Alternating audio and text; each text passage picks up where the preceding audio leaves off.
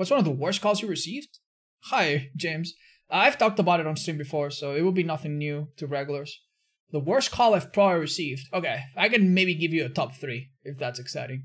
The first call I ever got, literally the first call I ever got, or the second, it happened within the first 3 minutes of me working when I was very nervous, you can understand. A woman who had been beaten by her ex-husband or something like that. That was really, really bad, really tense. Not the call you want to get on your first day. There was another time where it was literally the same thing. Those things are very common, by the way. Sad to say it. A woman who had a restraining order on her husband, who was like in absolute panic mode, because her husband was trying to break into her house to do God knows what. And I could actually, legit, through the call, hear the like the banging on the door. That was movie stuff, dude. Hello. Who's here? I don't know. That was really bad. Then I also saw... there was also a call that would have been worthy of mention, but luckily I pretty much dodged it. There was a time when a bunch of robbers crashed a car. I could get the details wrong, I might be off, but it was something like this. A bunch of robbers crashed a car into a fast food restaurant, and they were there to rob everybody. And a woman called me in, like, was that a dead air? I can't tell. Like, in the most panicked way you can imagine, trying to tell me what happened. Luckily, somebody else called too, and we got the information from them. That woman was in complete and utter shock. Like, she could not give me any details for the life of her. What do you work as? I used to work as a 911 operator, dispatcher, whatever you want to call it. So I'm just reminiscing some of the calls. Yeah. How do you stay calm? Well, I mean, you're trained for it, so that helps. But, like, the thing about, you know... The thing about this call is not that I am nervous about the call being heavy. I am nervous about me not being able to tell her the right thing so that she will give me the information that I need, you know? Like, my job is to get the information. I'm not a psychiatrist, you know, that can give her pills over the phone. I'm not, you know, a police officer that can send troops or, you know, anything like that. Like, what I need to do... Oh, we blocked the pallet. Did he go back? What the... Where did he go? I saw someone, but that wasn't him, was it? What the fuck? So what... My job is to understand where this thing is happening, understand the magnitude of the problem, and hook her up with the right people so that the police or the ambulance or everything goes there, right? So if you're talking with someone who's very panicky, it's very, very hard to get them to give you the right information without wasting time. If I send the police, but it takes me 3 minutes to find out where the thing is happening, then, you know, the fire might already be too big, the person might already be dead, the accident might have already gotten out of hand. You understand, right? Oh wow, that was good of him. So yeah, you want to do it fast and efficiently. Luckily for me, somebody else called, so I didn't have to do anything. But then, probably the worst call, the car that made me feel the absolute worst. Do I still do the job? No, I did it part-time up until 2017. But ever since I've done this full-time. Yeah. Hi, Poop Nugget. Welcome, bud. The absolute worst call by far, though, was another one where something very similar happened. There's this medium-aged man, by the sound of his voice, who had an accident while driving. He was driving in some off-road next to a big city somewhere, and he had an accident, a very severe one, I'm going to assume, and he was in such a shock that he just could not tell me anything about where he was. Good job, Steve, dude. You're so fucking good. Alright, let's try this. Ouch, that's not what I wanted! Ooh, almost, though. I think I don't make it. There you go. He didn't give up, though. He tried to 360 there. Good job, this guy's great. Am I gonna get him here? Unlucky, dude. So yeah, this guy, he had an accident, and he's like, I'm in the road by here and here. Oh, I feel so bad. Oh my god. Oh my god. Just absolute panic. And obviously, you know, if you tell me I'm in the road over here, it's the same as like, oh, I was driving out of New York. Come and help me. It's like, what? Where were you going? What's the name of the road? You know? Were you going towards any particular direction? Can you tell me anything about it? Do you see any landmarks? Any, you know, any business? Anything that we can recognize to know where the hell it is? Damn, good job. Wait. Now. I think that was a good trick. But yeah, the man was in complete panic. But the worst part is that my supervisor was listening in. And she was next to me. And she was just like... It was a very serious situation. She was just absolutely enraged and telling me, Alex, get the fucking location. Alex, get the fucking location. Alex, the location, get it. Alex, get the location. Does that make you anxious? Now imagine that while hearing someone who might be dying on the phone. I was fucking... I was doing my best. I was doing my absolute best to get this fucking man to tell me where he was so that, God fucking bless, we could actually send help. And poof, just thinking about it, just...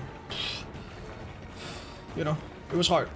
Later, she, you know, we sent the information to the police. We tried to narrow it down. It was very hard because he didn't give me any info. And later that night, my supervisor listened to the whole recording, and she came to me. She put her hand on my shoulder and she said, "I listened to that call. There's nothing you could have done." And that's when I had finally some relief. Did he make it? I actually have no idea. I'm sure he did.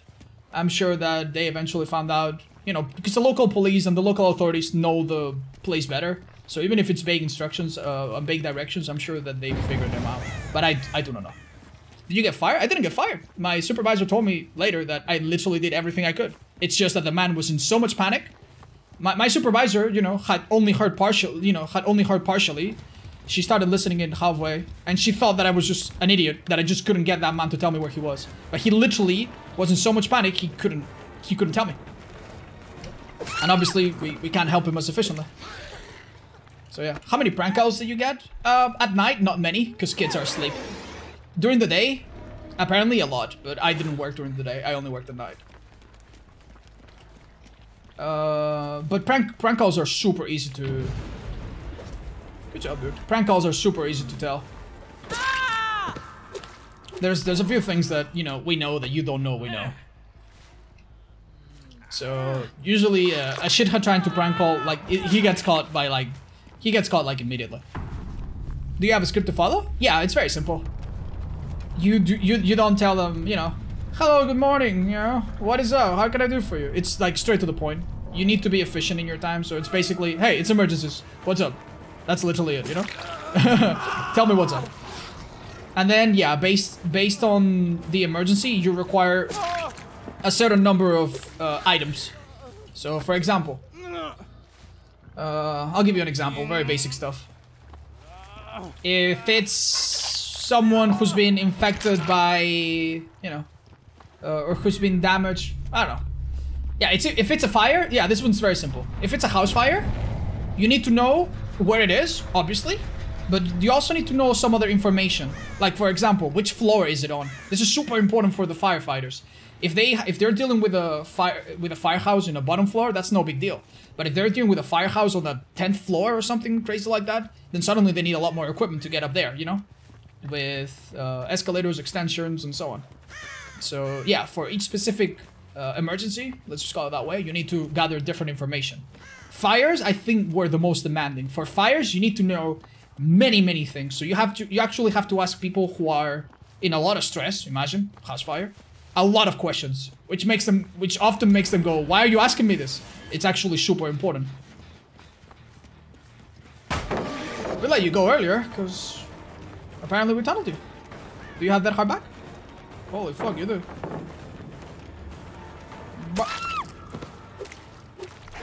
I need a kiss? Mwah, that guy. No questions asked. Have everyone on distress order food with you? You mean like, tell me that they need food but it was a fake code to tell me that something's happening. No, I've never had that. If you mean like, oh, I'm ordering a pizza. My wife is killing me. Ah, help me. Yes, large pepperoni. What? Yes, I live in this street. No, I've never had something like that, if that's what you're asking. No, and if they ever tell you that operators are trained to listen to that, at least in Spain, it's not true. Alright, dude, you do that. Hello. Have we blocked the pallet yet with our power, by the way? I don't think we have. Did I just see her here? Fuck. Shit, dude. She's patient. Fuck. There we go. I'm in school right now to be a medic. Don't scare me, brother. Dude, you're gonna be doing great work. I didn't even hate that job or anything. It was stressful, but I quite liked it. Did you ever have any positive experience during your work there? Oh, many of them, dude. Many of them. Now, for the most part, I'm the middleman, you know? The emergency happens. Let's say your grandma chokes on something or she falls in the bathtub at night and she can't get up. And help gets there. You know, the medical guys show up and help her up. I'm the middle guy. I'm not there for the emergency and I'm not there for the solution. So, many times good stories you don't hear the end of, you know? You know the police is on the way and you assume that everything went right. But yeah, many people sometimes are very helpful. And they'll be like, well, thank you very much. I remember late at night, I had a call from a couple of tourists. And this is it's really fucked up, okay? Obviously, I won't tell you any details, that would be against the law, but basically, they had rented an apartment. And the ex-boyfriend of the apartment owner showed up trying to like fucking set it on fire or some shit. He kidnapped their dog. And they were absolutely fucking, you know, terrified basically. GG's. You were crazy good. Jesus. Well played, dude. GG's all. Yeah, well played everybody in this level. John Wick time, yeah. And they really appreciated that, you know, I contacted everybody, I did what I had to do, and I just told them what was going on, and I remember them saying like a very heartfelt thank you. And that was nice. Many, you know. Yeah, one really satisfying thing about late night calls is that many of them is because people are sick. And we have such an efficient system that sometimes if you're calling because your wife is sick or your grandma is sick, I could sometimes get the help sent and patch you up with the ambulance in like 35 seconds. I think my record was 34 or 36 seconds. From when I pick up the call to when I've collected the name, the location, the phone, what's going on, and send help. My record was 34 or 36 seconds. And that was fucking cool, dude. I was like, I'm gonna beat that record, you know? You guys keep times? Oh yeah, it's very important. At the end of the month, if your times are really high, your supervisor will walk you to a room and be like, alright Alex, so why the fuck is your average call, you know, this fucking long? You need to speed things up, dude. You know, time is important, dude. If I take too long attending a call that could be shorter, that means that if an emergency happens, let's say there's an earthquake, terrorist attack, you know, big shit, where suddenly the few operators of that night shift get completely overwhelmed. If I'm, you know, on a call for too long, that means that a critical call that's upcoming might be put on hold. And that could be disastrous, you know? So, yeah. And finally caught a stream.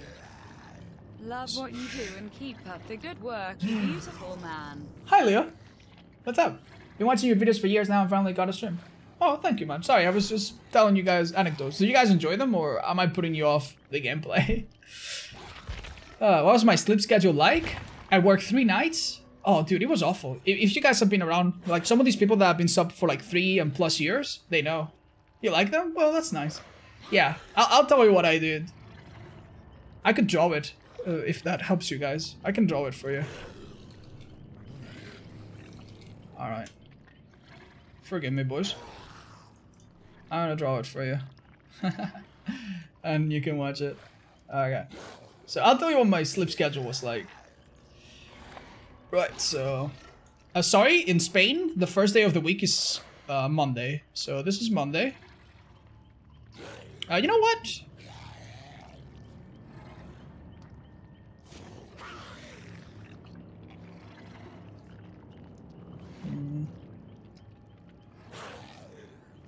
Yeah.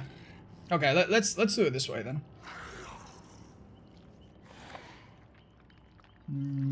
It's a bit complicated, but yeah, let's do it this way. This is Monday. This is Tuesday.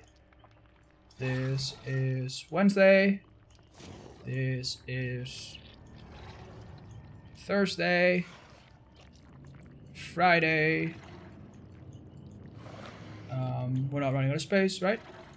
Saturday. And Sunday. So, my work started... I think you closed the door accidentally. I started working at midnight. What? Hi, Kenji. I appreciate that. And it was the midnight of Friday. So, Friday, midnight. Technically Saturday, but thank you very much for the 5 subs, man. But, yeah. On Friday... Oh, dude. Yeah, on Friday at midnight, which is 0.0 whatever, or 12 a.m. It's technically Saturday, but for me it's Friday. I started my 8-hour shift. 8-hour shift. Then the next day, literally the same. At the same time, 8-hour shift. There were some breaks in between, don't worry, but it was 8 hours. Up until 8 a.m. Right? But on Saturday and Sunday, I also had a stream. And I would stream from like 7 or so. I didn't have a set schedule, but from 7 to 11 or so. From 7 to 11. 7 to 11. And on Fridays, I didn't stream, but I did volunteering for a while. So from 6 to like 8 or something. Let's say. So this is pretty much what I did, right? Come Friday, I did my volunteering. Not every week, but sometimes. I got a bit of rest. I had to work. I worked from midnight to 8. From 8, I finish at 8. I drive home. Let's say I fall asleep at 9. I wake up like 7 hours or 8 hours later.